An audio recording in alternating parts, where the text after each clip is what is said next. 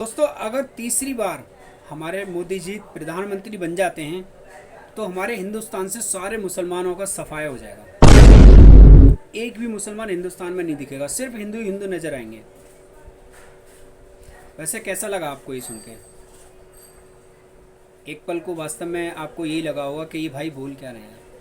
ये मैं नहीं कह रहा हूँ, अभी की एक ऐसी बात सुनने को मुझे आई कि मैं हैरान रह गया इस बात को सुन के। अभी देश में चुनाव हो रहे हैं, दिल्ली में भी इसी महीने यानी कि 25 मई को चुनाव होने वाले हैं।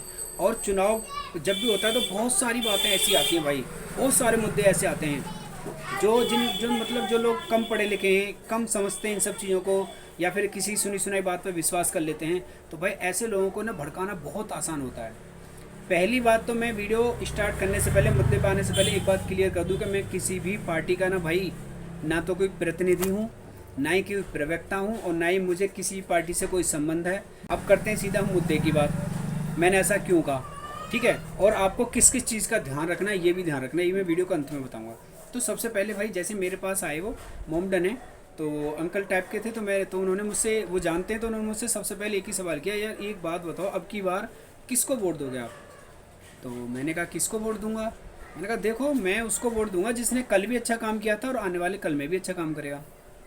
मैंने कहा अच्छा चलो, आप किसको वोट दोगे? कह रहे देखो भाई, इस बार हमें सुनने में आ रहा है कि अगर हमने मोदी को वोट दिया तो सारे मुसलमानों का सफाया हो जाएगा। यार मैं हैरान रह गया इस बात को सुन के।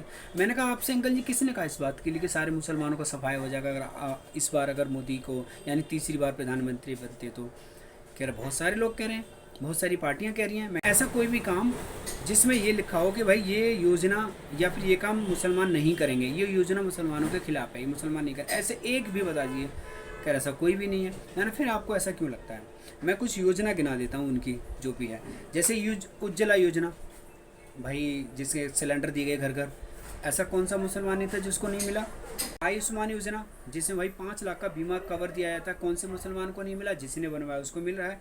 जीवन ज्योति बीमा योजना, ठीक है भाई, जिसमें जीवन बीमा दिया जाता है। किसान सम्मान निधि योजना, प्रधानमंत्री कौशल विकास योजना, जहाँ पर भाई प्रशिक्षित किया जाता है लड़की लड़कों के लिए। कहने का मतलब, ऐसी कौन सी योजना आपको, जितने भी लोग वीडियो देख रहे हैं, ऐसी कौन सी योजना है मोदी की जहाँ ये लिखा है कि इसमें भाई मुसलमान हिस्सा नहीं लेंगे, ये मुसलमानों के लिए नहीं है? स्कूल में है, चाहे वो भाई सेंट्रल गवर्नमेंट के हों या फिर स्टेट गवर्नमेंट के हों, ऐसा कौन सा स्कूल है जिसमें मोमडन बच्चे नहीं पढ़ रहे हैं? तो हम ऐसा क्यों सोचते हैं यार?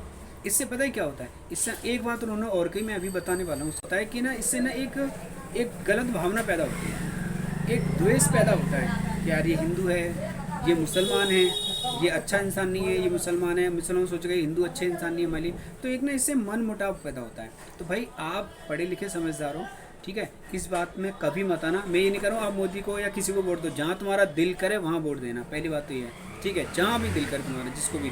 लेकिन भाई हिंदू मुसलमान के बारे में अगर आपको कोई भड़काता है तो भाई उसको बिल्कुल नकार देना, उसकी बात तो बिल्कुल मत आना। एक बात और उन्होंने कही, मैं आपको बता दूं कि भाई संविधान खत्म हो जाए। टीवी में भी बहुत चल रहा है, आपने देखा होगा कि संविधान खत्म होने वाला है। किसी के बाप में इतनी औकात नहीं कि संविधान को ख़त्म कर दे। ये बाबा साहब का संविधान है और हम सब के लिए संविधान है। इस बात को तो दिमाग से बिल्कुल निकाल देना हमेशा के लिए कि संविधान खत्म होगा। पता है क्या, जैसे संविधान में अमेंडमेंट यानी संशोधन होते हैं, तो लोग क्या कहते हैं ना, कुछ पार्टी वाले कहते हैं या जो भड़काते हैं कि संविधान में संशोधन हो रहा है, लेकिन वो कहते हैं संविधान खत्म हो रहा है।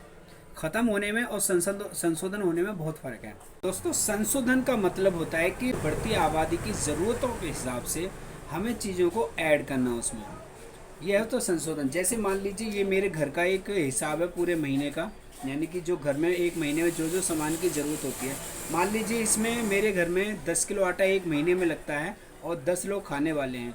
लेकिन आज अगर 20 लोग हो जाए खाने वाले तो मुझे आटे की ज़रूरत ज़्यादा पड़ेगी, मुझे आटा 10 की जगह 15 या 20 करना पड़ेगा। तो इसी को हम संशोधन कहते हैं। इसका मतलब ये नहीं है कि ये लिस्ट ख़त्म हो गई, ये ख़राब हो गई, इसी में हमने संशोधन और कर दिया, यानी ऐड कर दिया। क्यों? क्योंकि भाई बढ़ती आबादी की ज़रूरतों के हिसाब से तो बहुत सारी चीज़ें होती हैं, जैसे समय समय पर गुंडागर्दी बढ़ना, तो कठोर कानून भी बनाने पड़ते हैं। और भी जनसंख्या की ज़रूरतें होना, तो ज़रूरतों के हिसाब से भी उसमें बहुत सारी चीज़ें ऐड करनी पड़ती हैं। तो ये चीज़ें, संविधान ख़त्म तो दुनिया का कोई भी इंसान नहीं कर सकता, किसी की इतनी औकात नहीं है जो संविधान को ख़त्म कर दे। तो ऐसी चीज़ों से तो भाई बिल्कुल भी ऐसी बातों से दूर रहेगा, जो भी इस तरह से लोग मतलब भड़काते हैं, ये सब अफवाह हैं, ऐसा कुछ होने वाला नहीं। जहाँ आपका दिल करे वहाँ वोट कीजिए, लेकिन वोट ज़रूर कीजिए जहाँ भी आपका दिल करे। तो मैं आशा करता हूँ आज की जानकारी जरूर पसंद आई। वीडियो ज़्यादा से ज़्यादा शेयर करना, ताकि इस तरह की जो ये कुछ लोग होते हैं जो एक दूसरे को भड़काते हैं एक दूसरे के खिलाफ में, और बेचारे सीधे साधे भोले वाले उनकी बातों में आ जाते हैं। तो चैनल पे तो लाइक से सब्सक्राइब करना। मिलता हूँ किसी अगली वीडियो में। जय हिंद, वंदे मातरम।